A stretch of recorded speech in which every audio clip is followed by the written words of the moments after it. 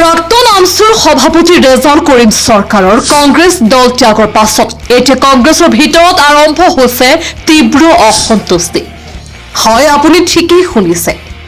অসম প্ৰদেশ কংগ্ৰেছৰ সম্পাদক ৰেহান উদ্দিনৰ ঘনিষ্ঠ নেতা তথা হোজাই জিলাৰ অন্তৰ্গত বিন্নাকান্দি ব্লক কংগ্ৰেছৰ সাংগঠনিক সম্পাদক বিলাল উদ্দিনৰ সামাজিক মাধ্যমত ৰেজাউল কৰিম চৰকাৰৰ সমৰ্থনত মন্তব্য দিয়াৰ লগতে বিৰোধী দলপতি দেৱব্ৰত শইকীয়া বিধানসভা অসফল বুলি উল্লেখ কৰি বিলাল উদ্দিনে কয়, বিৰোধী দলপতি দেৱব্ৰত শইকীয়াই নিজৰ অসফলতাক ঢাকি ৰাখিবলৈ এনেধৰণৰ তুলনা মন্তব্য দি আছে। এতিয়া অসম প্ৰদেশ কংগ্ৰেছৰ সভাপতি গৌৰৱ গগৈ কি ব্যৱস্থা ল'ব সেয়া সময়ত হ'ব লক্ষণীয়। আমি পুনৰবাৰ জনাই আছো এই খবৰটি।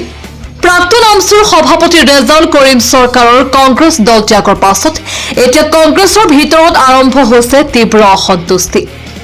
অসম প্ৰদেশ কংগ্ৰেছৰ সম্পাদক ৰেহান উদ্দিনৰ ঘনিষ্ঠ নেতা তথা হোজাই জিলাৰ অন্তৰ্গত বিন্নাকান্দি ব্লক কংগ্ৰেছৰ সাংগঠনিক সম্পাদক বিলাল উদ্দিনৰ সামাজিক মাধ্যমত ৰেজাউল কৰিম চৰকাৰৰ সমৰ্থনত মন্তব্য দিয়াৰ লগতে বিৰোধী দলপতি দেৱব্ৰত শইকীয়াই নিজৰ অসফলতাক ঢাকি ৰাখিবলৈ এনেধৰণৰ তুলনা মন্তব্য দি আছে। এতিয়া অসম প্ৰদেশ কংগ্ৰেছৰ সভাপতি গৌৰৱ গগৈ কি ব্যৱস্থা ল'ব সেয়া সময়ত হ'ব লক্ষণীয়।